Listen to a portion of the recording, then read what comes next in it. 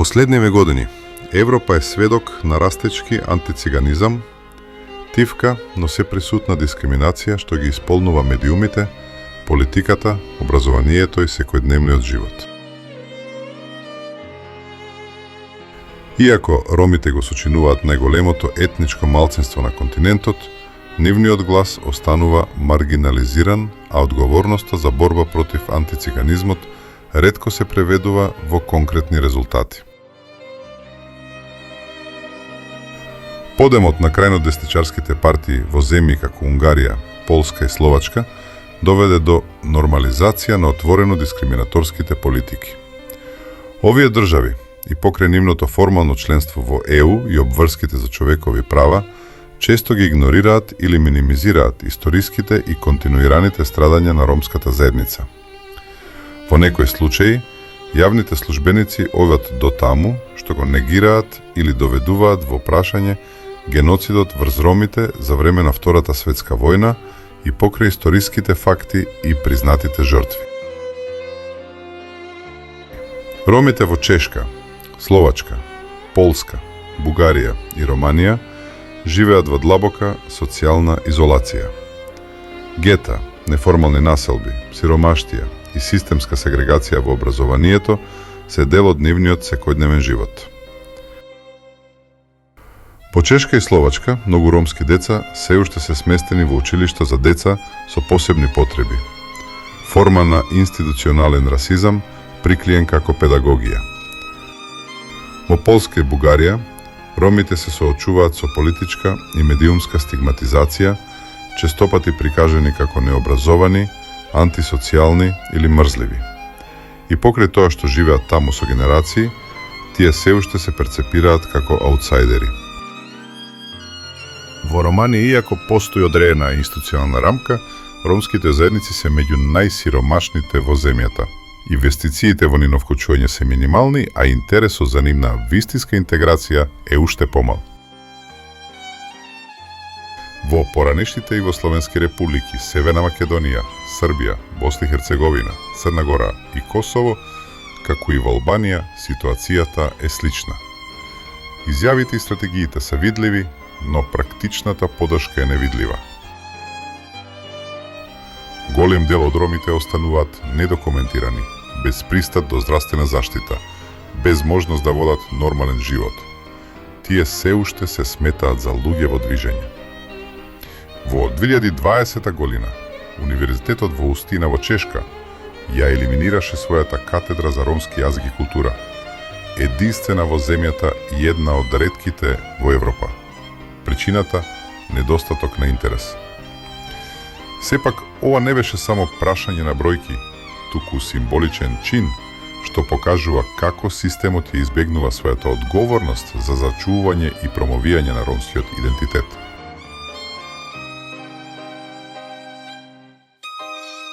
Во Словачка постои иницијатива за создавање слична академска поддршка, но таа останува маргинална и без вистинска државна поддршка. Овие катедри се ретки можности ромскиот јазик и култура да се изучуваат со почит и сериозност, нешто што недостасува речиси насекаде на друго место. Во јавниот дискурс во земјите домакини, ромите често се прикажуваат како неинтегрирачки, како луѓе кои одбиваат да работат, да живеат од социјална помош, да просат или да ги одведуваат своите деца за криминал. Сликата на ромите кои просат со дете во раце доминира во медиумите, визуелна пропаганда што генерализира стереотип за цела заедница. Политичките партии, особено популистичките и крајнодесничарските, ја искористуваат оваа стигма за изборни цели. Идејата дека ромите не сакаат да се интегрираат е лесно продавана теорија во општества обележени со економски и културни тензии. Сепак, во пракса, ромите никогаш немале вистинска шанса да се интегрираат. Во многу земји, ромите се сместени во изолирани кампови, далеко од локалното население. Тие немаат пристап до формалниот пазар на трудот поради бирократски или расистички бариери. Образовниот систем не е инклузивен, со чести случаи на сегрегација во така наречените специјални училишта или оделенија. Во повеќето европски земји, миграцијските политики станаа построги, а антимигрантската реторика не прави разлика помеѓу различните видови мигранти. Иако ромите не се екстремисти, кружат гласини за нивната радикализација, нивната наводна криминална мрежа или нивните опасности за европската култура. Ова создава опасна клима на омраза и недоверба со чести напади, закани и институционализиран расизам. Советот на Европа има стратегии против антициганизмот, како и програми за финансирање на невладини организации, но ефектите на терен се минимални. Многу проекти се ограничени на семинари, конференции и извештаи без вистинско влијание врз ромските заедници. Парадоксално, таму каде што е достапно најмногу финансирање, има најмалку опипливи резултати. Во споредба со другите малцинства, како и еврејските или муслиманските заедници, кои уживаат поголема институционална заштита и подобра политичка застапеност, ромската заедница останува најранлива. Иако Европа во моментов се соочува со бран на антисемитизам и исламофобија, разликата во третманот е впечатлива. Ромите немаат организирани религиозни институции или масовни движења за систематски да ги бараат своите права. Тие немаат пристап до медиумите, лоби групите или политичко влијание. Затоа, нивната дискриминација останува тивка и игнорирана. За некои болни прашања ретко се зборува јавно во самата ромска заедница.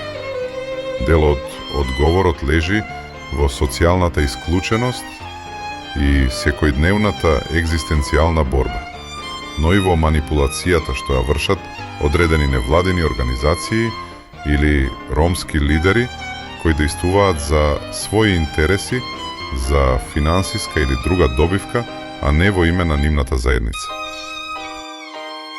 Многу од овие представници, особено во невладините организации и политичките структури, ги злоупотребуваат своите позиции за лична или групна корис, финансирање, проекти, работни места или престиж.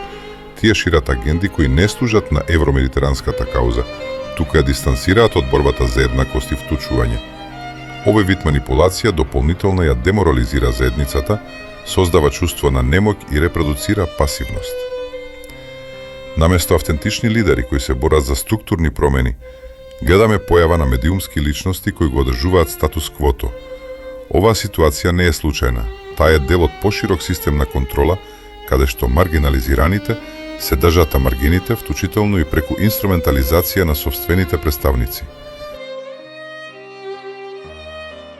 Иако постојат ромски медиуми, нивното влијание е ограничено од недостаток на финансирање, квалификуван персонал и структурна поддршка. Тие често се водени од ентузијасти без персонал, опрема или плати. Сепак, тие остануваат еден од ретките простори каде што ромите можат да се изразат автентично, без филтри или стереотипи. Во војните на Балканот ромите беа меѓу најранливите.